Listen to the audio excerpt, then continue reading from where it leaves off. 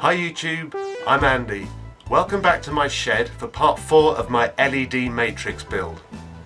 In this video we're going to be looking at the control board that connects everything up to the Arduino.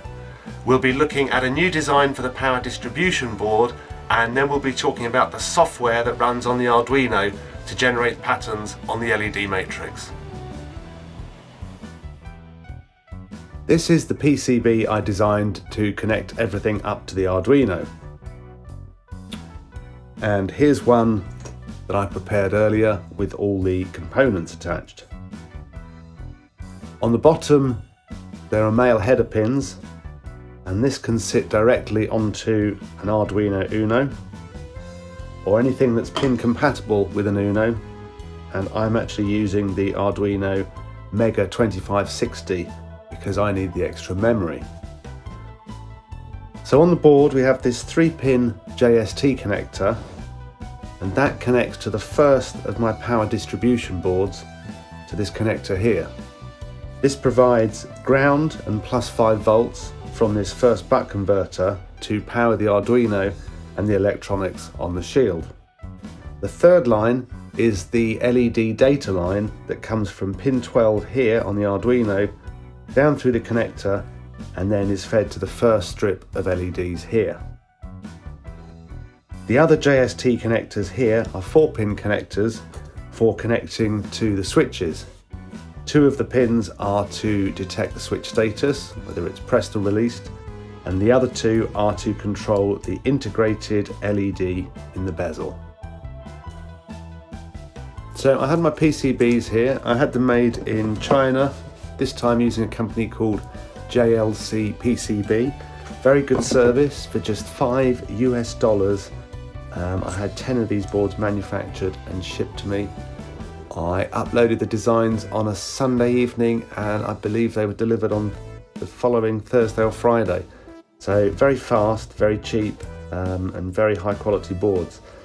So knowing that I was going to have 10 of these and possibly only going to need 1 or 2, perhaps to keep one as a spare, I tried to design it so that I could reuse it for other projects. And the idea here is that I can populate a board with the transistors and resistors on the back to drive the switches through these connectors, and then have this ribbon cable connector that intercepts all of these lines, and using a ribbon cable I can then attach that to my Arduino. So here I've got exactly the same board, but this time it's just got the ribbon cable connector and the power cable connector. So in this case, for this project, it just means that I can have one board close to the connectors and my Arduino some distance away. But for the future, it means that I could reuse these boards for another project, or possibly have, if I've got more than 4 switches, I can have several of these boards coming into a new motherboard. So let's look at the schematic for a push button switch. I have the 5-volt power supply, the push button switch, and the Arduino pin is connected here through a 1K resistor, and then we have a pull down resistor to ground. So in the normal state, when the push button switch is open, the Arduino pin will be registering 0 volts through this pull down resistor. When the push button switch is closed, the Arduino pin will read 5 volts. Now let's look at some schematics for an LED. We have 5-volt power supply, LED, current limiting resistor, typically 220 ohms, and then that goes down to ground. Current flows from plus 5 volts down to ground through the LED and it lights up. Now we could add in there a push button switch if we like, and then as we push the switch we complete the circuit and the LED goes on. But we don't want to use our finger to control the LED, we want to control that using an Arduino pin. So there are 2 typical ways you can do that. You can use the Arduino pin as a current source. So now when this pin is set to 0 volts, the LED will be off. When the pin is set to +5 volts, current will flow through the LED and it will be on. The other possibility is to use the Arduino pin as a current sink. And in this case, when the Arduino pin is set high to +5 volts, there'll be no potential difference and the LED will be off, and we'll need to pull the pin low down to 0 volts to turn the LED on. Now, one thing to consider when using the Arduino pins is that there is a limit on the amount of current you can either source or sink through a pin. The recommended maximum is, I think, around 40 milliamps, but they generally say it's better to keep it under 20 milliamps if you can. The other thing is that with the Arduino there is a limit on the total amount of current you can draw from all the pins, and depending on the type of Arduino and the pins you're using, that could be as low as 100 milliamps or as high as 200 milliamps.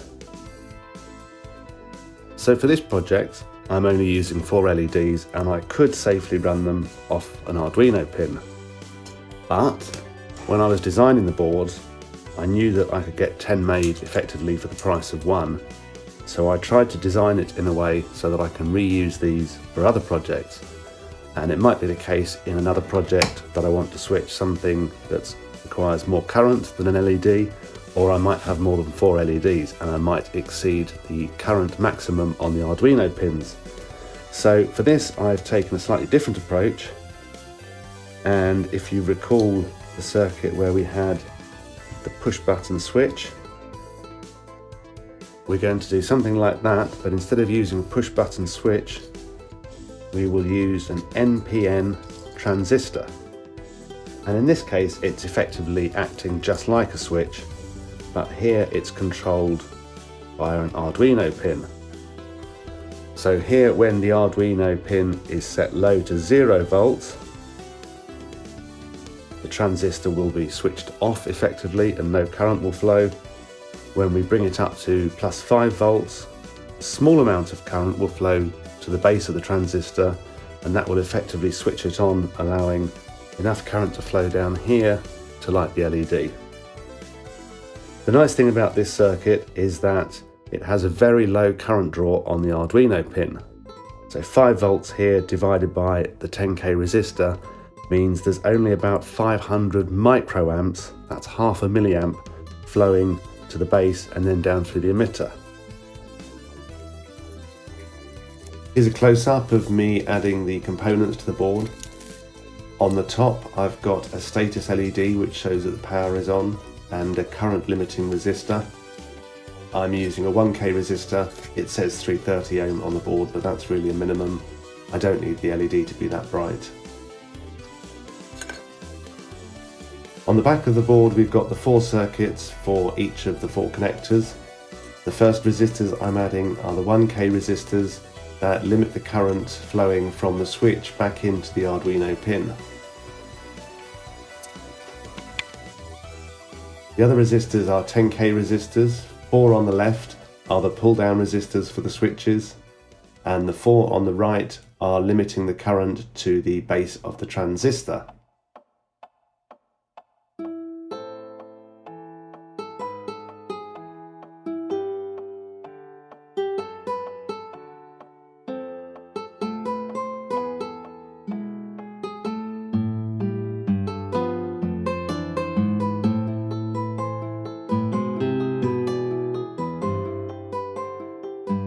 Then it's time to add the 4 transistors.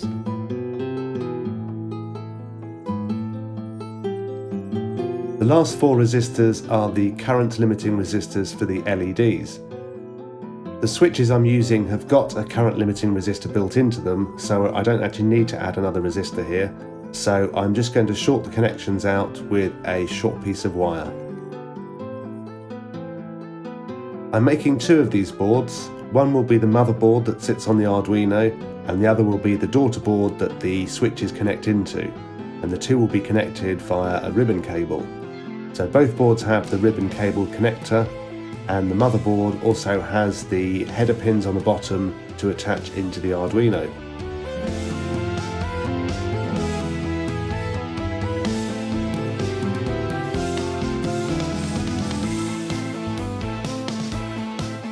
Once I've got the header pins positioned in place, I'm going to take the Arduino and attach it so that it'll hold the pins in place while I solder them.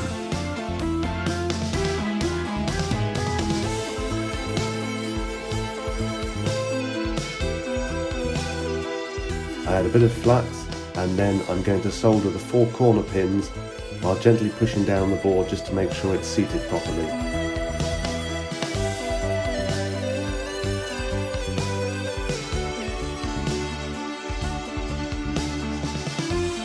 And then I can go and solder the rest of the pins.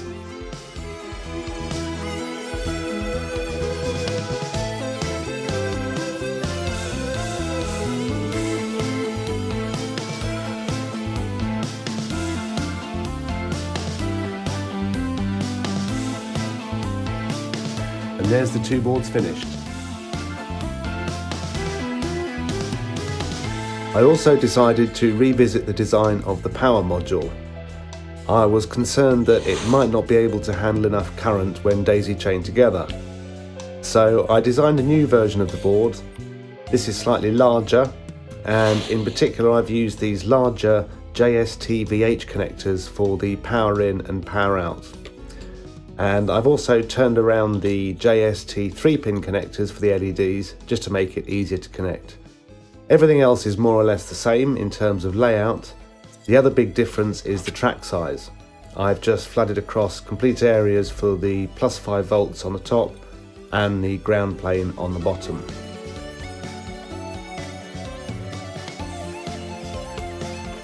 As with the other board, I had this manufactured in China and got 10 for the price of 1.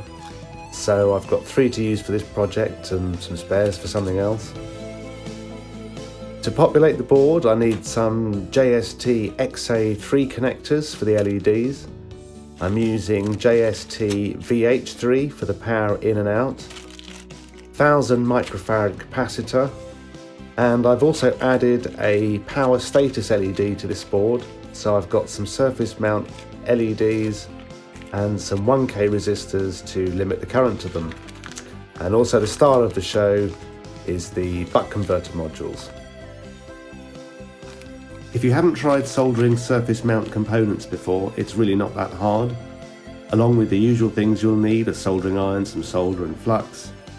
You need a good light source, a magnifying glass and some tweezers, and a steady hand helps as well. So for the surface mount components here, the LEDs and the resistors, I start off by applying flux to 1 of each pair of pads. So here we've got 3 circuits, the LED on the top and the resistor below, and I'm just going to add a very small dab of solder to 1 of those pads of each pair.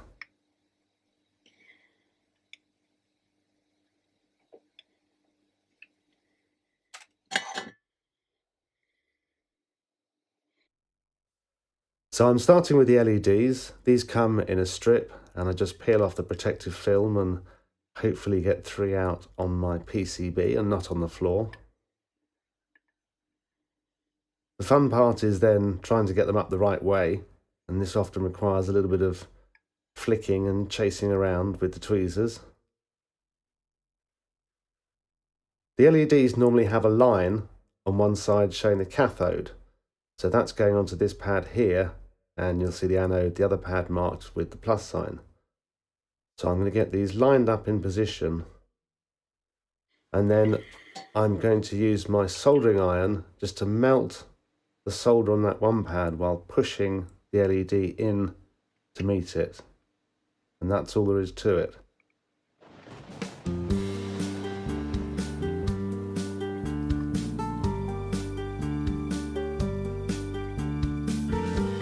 And then we can repeat the process for the resistors.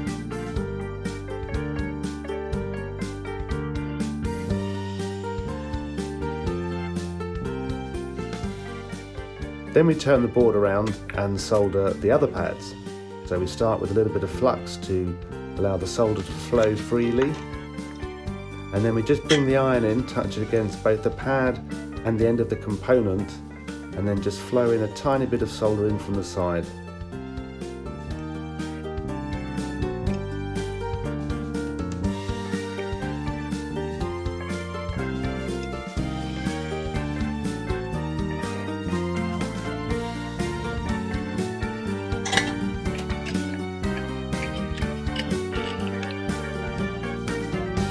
The rest of the components are all fairly straightforward. Got my JST connectors, bit of flux.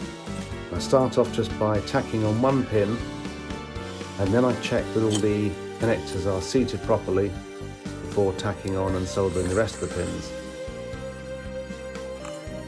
For the buck converter modules, I'm just adding in some male header pins here.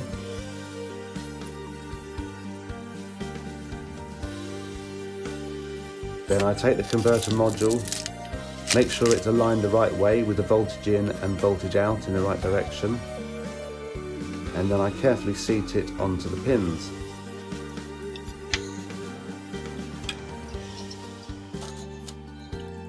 Then I repeat the process for the other two.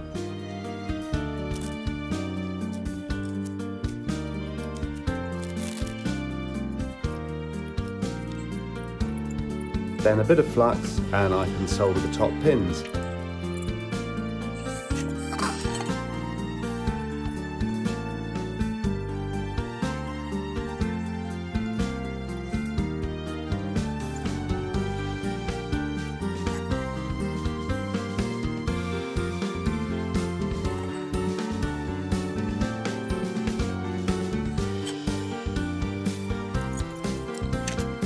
Then I turn the board over, flux and solder the bottom pins.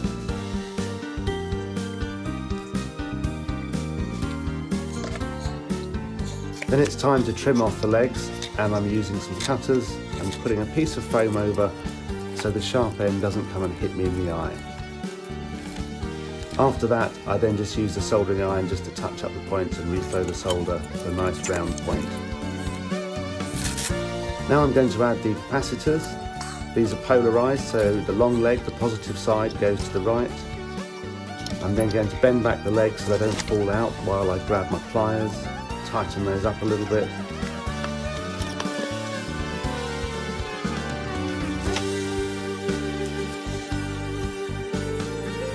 And then I'll solder one leg while pushing the capacitor up from the bottom, make sure it's seated properly, and then go back and solder the second leg.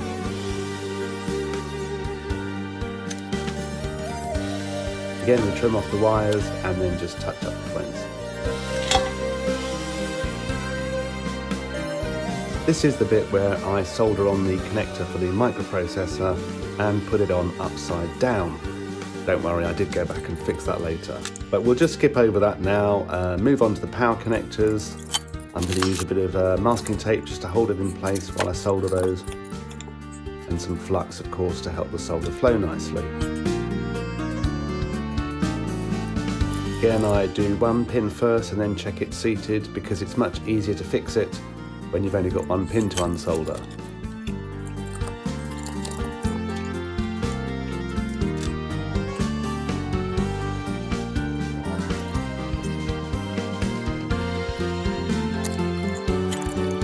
And there we have it. That's the finished board.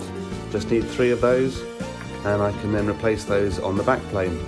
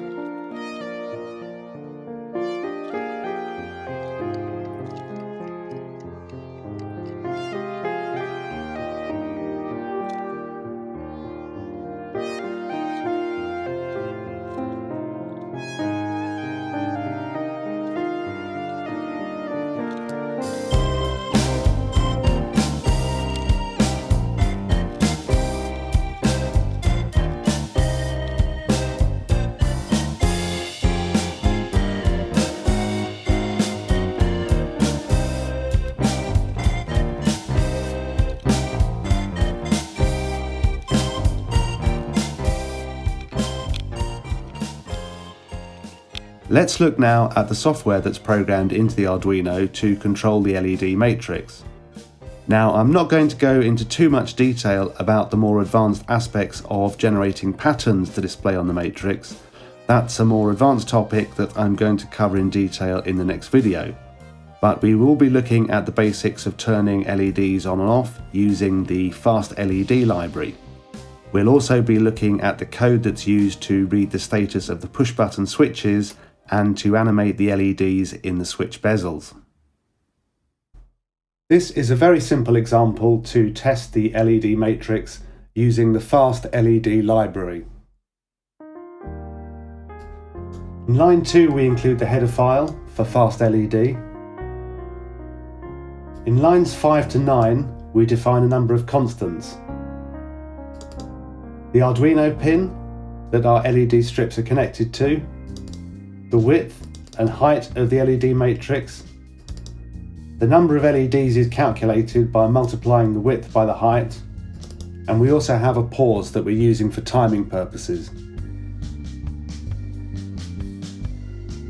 In line 12 we create a storage buffer, the Fast LED to use for the LEDs. This is then registered with the Fast LED library in line 19 inside our setup function. We provide it the LED pin, the reference to our storage buffer, and the number of LEDs. Inside the main loop, I'm calling this walk RGB function 3 times. The parameters for this are red, green and blue values that range from 0 to 255. We'll call it once, specifying pure red, again for pure green, and a third time for pure blue. The walk RGB function takes the colour specified and applies it to each of the pixels in the matrix in turn. This loop iterates over each of the LEDs. We call the set RGB function on the LED, indexed by the variable I, and we pass it the red, green and blue parameters to set the desired colour. Nothing will actually display on the matrix until you call Fast LED show. Then, before we go on to the next iteration of the loop, we turn this pixel off again by setting the RGB value to 000. Remember, this effect won't take place until the next time around the loop when we call Fast LED show again. And then finally, we add a small delay to set the animation to a suitable speed. On my LED matrix, the animation alternates directions on different rows, so it goes left to right on one row and then right to left on the next. That's because of the way the LED strips have been wired together. Now, although it looks nice, it's going to make things quite complicated when it comes to programming more complicated animations. In this second example, I'm using an LED matrix class I wrote. This allows me to use a consistent XY coordinate space, and it will handle a mapping to the correct pixel number. In line 4 I include the LED matrix header file, and then in line 17 I create a new LED matrix object called matrix. I pass it a reference to the Fast LED storage buffer, the width and height of the matrix. I tell it the corner in which the first LED is located, in my case it's in the bottom right, and then I tell it how the LED strips are wired together. In my case it runs across the rows and they snake from left to right, backwards and forwards. The modified walk RGB function now has an outer loop for the Y direction going from bottom to top, and an inner loop for the X direction going from left to right.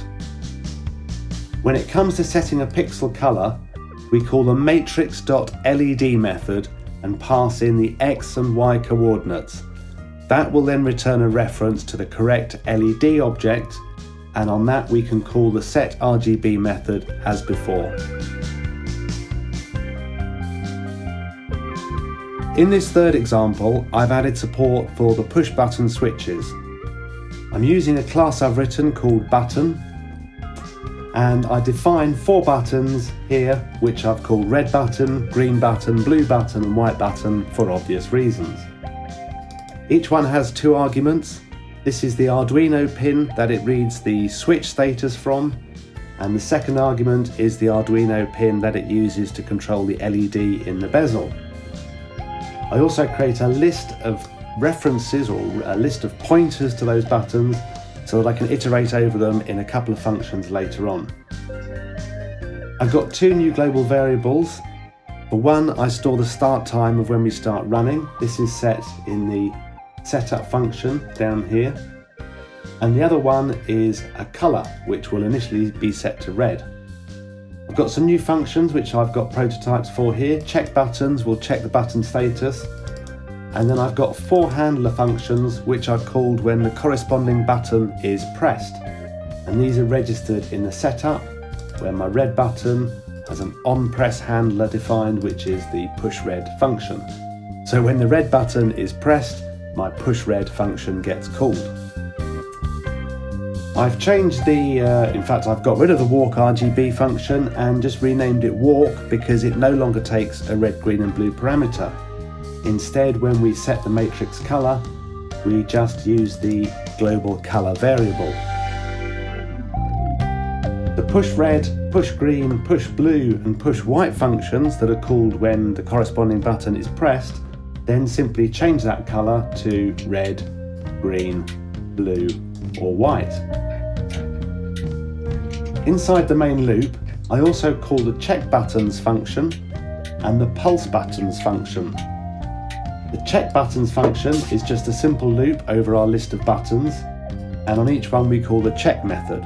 I'll talk more about this in the next video, but for now you just have to know it checks the switch status, and if it's been pressed it calls the corresponding on-press function. The pulse buttons function is used to animate the LED bezel, and again there's some magic in the pulse method here which I'll talk about in the next video. But we're using the timer that we set earlier to determine how long has elapsed since we started running to give us the number of seconds, and we then use that with a sine function to animate the brightness of the LED in a smooth fashion. Well, that's it for this video. We'll be talking more about the software in the next video. Thanks for watching, hope you've enjoyed it. See you next time.